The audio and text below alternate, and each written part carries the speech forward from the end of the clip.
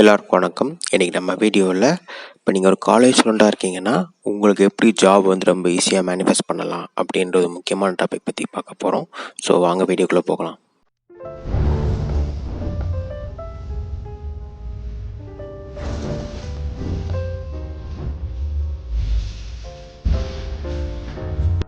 காலேஜில் நம்ம இருக்கக்கூடிய சின்ன சின்ன ஸ்டெப்ஸ் தான் நம்மளை வந்து ஒரு பர்ஃபெக்ட் ஜாபில் லேர்ன் பண்ண வைக்கும்.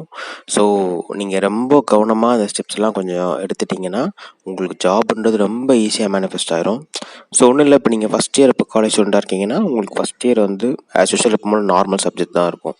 ஸோ நீங்கள் அதை கான்சன்ட்ரேட் பண்ணி இருக்கலாம். செகண்ட் இயர் போனீங்கன்னா உங்களுக்கு செகண்ட் இயர்லேருந்து தான் உங்களுக்கு வந்து கோர் சப்ஜெக்ட்லாம் வரும். ஸோ உங்கள் டிபார்ட்மெண்ட் சப்ஜெக்ட் எப்படின்னா இப்போது கம்ப்யூட்டர் சயின்ஸ் ஸ்டூடெண்ட்டாக இருந்தீங்கன்னா உங்களுக்கு கம்ப்யூட்டர் சயின்ஸ் ரிலேட்டடான சப்ஜெக்ட்ஸ் இருக்கும். சிவில் டிபார்ட்மெண்ட் சம்பந்தமான சப்ஜெக்ட்ஸு. ஸோ இதுமாதிரி ஒவ்வொரு டிபார்ட்மெண்ட் அவங்க ரிலேட்டடான கோர் சப்ஜெக்ட் அப்போ தான் கொஞ்சம் கொஞ்சமாக உள்ளே வர ஆரம்பிக்கும். நீங்கள் அப்போ வந்து கொஞ்சம் கான்சன்ட்ரேட்டடாக அதை படிக்க ஆரம்பிங்கன்னா அதான் ஃபண்டமெண்டல்.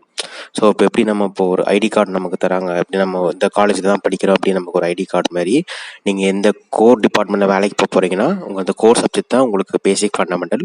ஸோ அதை நீங்கள் கொஞ்சம் படித்து வச்சுக்கணும். ஸோ அந்த டைமில் நீங்கள் என்ன பண்ணணும், ரொம்ப முக்கியமான ஒன்று பார்த்தீங்கன்னா அந்த ரெஸ்யூம் ரெடி பண்ணணும் நீங்கள். So at the same time நீங்கள் செகண்ட் இயர்லேருந்தே நீங்கள் ரெஸ்யூம் ரெடி பண்ண க்ரியேட் பண்ணிடுங்க. ஏன்னா பெரும்பாலும் மக்கள் என்ன பண்ணுவாங்கன்னா அந்த பிளேஸ்மெண்ட்டுக்கு ஒரு நாளைக்கு முன்னாடி தான் ரெஸ்யூம் ரெடி பண்ணுவாங்க, இல்லை ஒரு மாதம் முன்னாடி ரெஸ்யூம் ரெடி பண்ணுவாங்க. பட் நீங்கள் அப்படி பண்ணாதீங்க. நீங்கள் செகண்ட் இயர்லேருந்து கொஞ்சம் கொஞ்சமாக ஸ்டார்ட் பண்ணுங்கள். ஸோ நிறைய வீடியோஸ் இருக்குது யூடியூப்பில். நீங்கள் போய் ஹவு டு கிரியேட் ரெஸ்யூம்னு அடிச்சிங்கன்னா நிறைய வீடியோஸ் வரும். அதெல்லாம் ரெஃபர் பண்ணி கொஞ்சம் கொஞ்சமாக டெய்லி ஆரம்பிங்க. ஸோ அது அட் த சேம் டைம் என்ன பண்ணுங்கன்னா உங்களோட லிங்க்டின் ப்ரொஃபைல், லிங்க்டின் அப்ளிகேஷன் இருக்குது, அதில் போய் நீங்கள் உங்களுடைய பேர்லாம் ரெடி பண்ணி அதில் நீங்கள் ஒரு ப்ரொஃபைல் க்ரியேட் பண்ணிக்கோங்க. ஸோ அதுவுமே வந்து ஒரு ப்ரொஃபஷ்னல், நீங்கள் ஸ்டூடெண்ட்லேருந்து ஒரு ப்ரொஃபஷ்னல் ஜாபுக்கு போக போகிறீங்கன்றதுக்கான ஒரு சின்ன ஒரு ஸ்டெப்பை நீங்கள் ரெடி பண்ணி வச்சுக்கோங்க.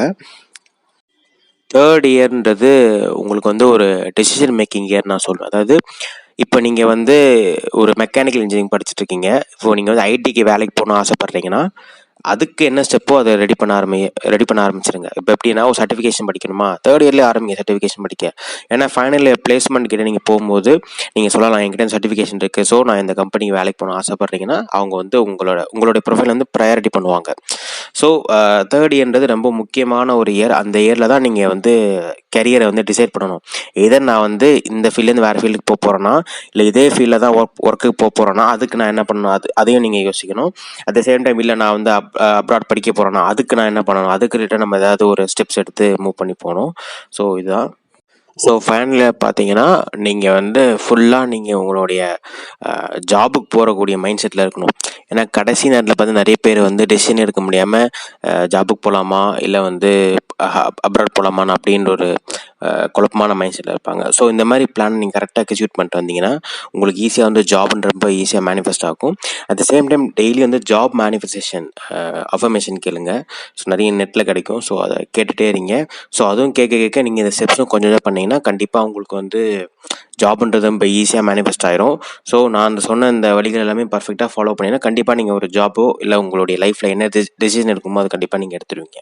ஸோ இந்த வீடியோ தான் சிம்பிளாக நான் ஜாப் எப்படி மேனிஃபெஸ்ட் பண்ணலாம் அப்படின்றது ஒரு காலேஜ் ஸ்டூடெண்ட்டுக்கு என்னென்ன தேவையோ அதெல்லாம் சொல்லியிருக்கேன். So thank you.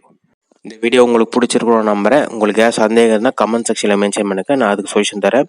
இந்த வீடியோ பார்த்ததுக்கு மிக்க நன்றி. Thank you very much.